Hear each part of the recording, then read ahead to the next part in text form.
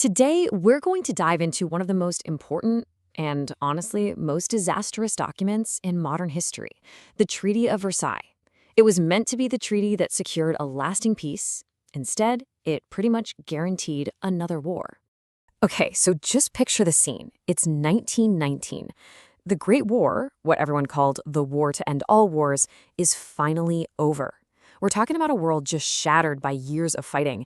Empires have literally crumbled, millions are dead, and pretty much everyone is just desperate for a peace that will last forever. But the leaders who all gathered in Paris to hash this out, they didn't really build that lasting peace. No, they created something much more dangerous, what one analysis calls a fragile peace. And this peace was so fragile, it would completely shatter just 20 years later, dragging the world into an even bigger, even more horrifying conflict. So that's the big question we're tackling today. How on earth did it all go so wrong? Well, the answer really begins with the people in the room at the Paris Peace Conference. You see, the whole thing was basically this huge clash of personalities and visions. You had the idealist versus the pragmatists. And you can see that conflict perfectly right here. On one side, you have the American president, Woodrow Wilson. He shows up with this grand, idealistic plan for a brand new world. And then on the other side, you've got the much tougher, much harsher demands of France and Great Britain, two nations that had been blood dry by 4 years of war, and were now looking for security and, let's be honest, a little payback. Wilson's vision, it was pretty revolutionary for its time. His famous 14 points called for stuff like countries reducing their armies, no more secret backroom deals, and this huge idea of self-determination, where nations could choose their own destiny.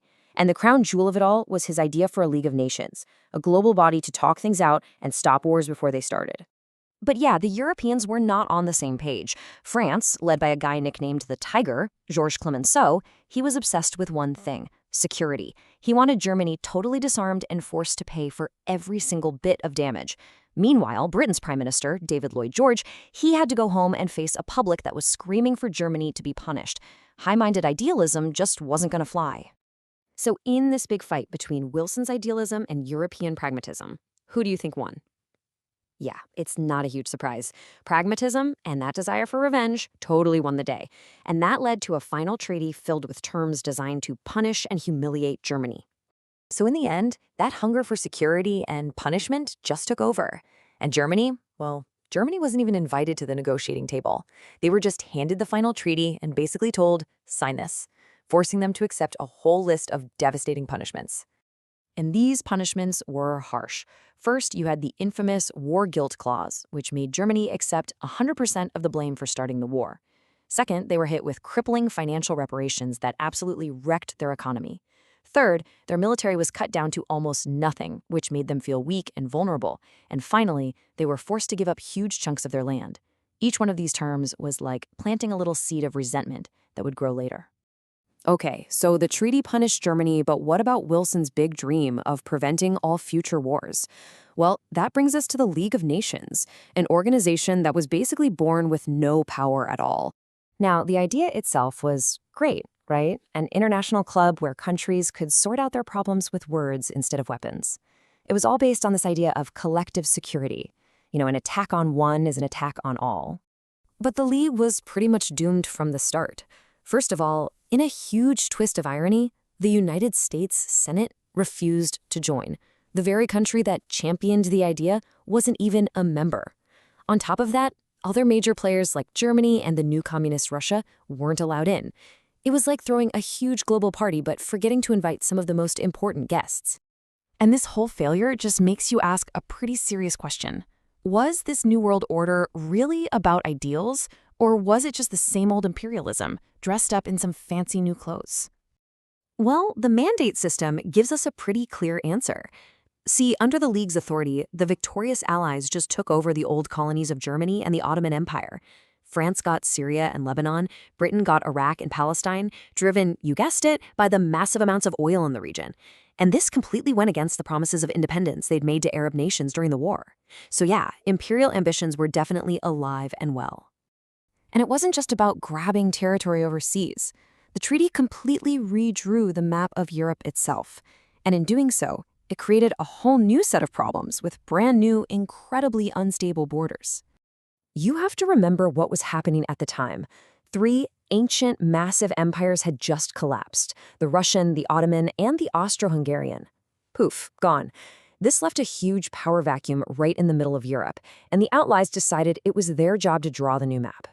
So, out of this rubble, new countries like Poland and Czechoslovakia were created. But here's the problem. Their borders were often drawn specifically to keep Germany and Russia weak, and the mapmakers in Paris pretty much ignored all the different ethnic groups who actually lived there, cramming rival groups into the same country and creating tension from day one.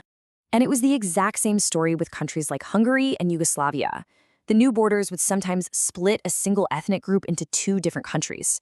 Or worse, they'd force groups who had been enemies for centuries to suddenly live together as one nation. This total disregard for who people were was guaranteed to create, as one person at the time put it, a great deal of trouble. It just made the whole region incredibly fragile. So when you add it all up, a humiliated Germany, a powerless League of Nations, and all these unstable new borders, it becomes painfully clear. The Treaty of Versailles wasn't really ending a war. It was just planting the seeds for the next one. In the end, the peace deal was just a failure on almost every level. It didn't bring economic stability, it didn't create a real system for countries to cooperate, and it absolutely did not solve the deep-seated nationalist tensions that had started the war in the first place. By choosing punishment over stability and by choosing old-school imperialism over real self-determination, the peace conference created the perfect storm of anger, resentment, and economic desperation. And that, ultimately, is what set the stage for World War II. And this all leaves us with a huge, timeless question that echoes all the way from 1919 to today. After a terrible war, how do you build a peace that actually heals and rebuilds? Not one that just humiliates the loser and guarantees that you'll have to fight all over again. That's a challenge the world is still trying to figure out.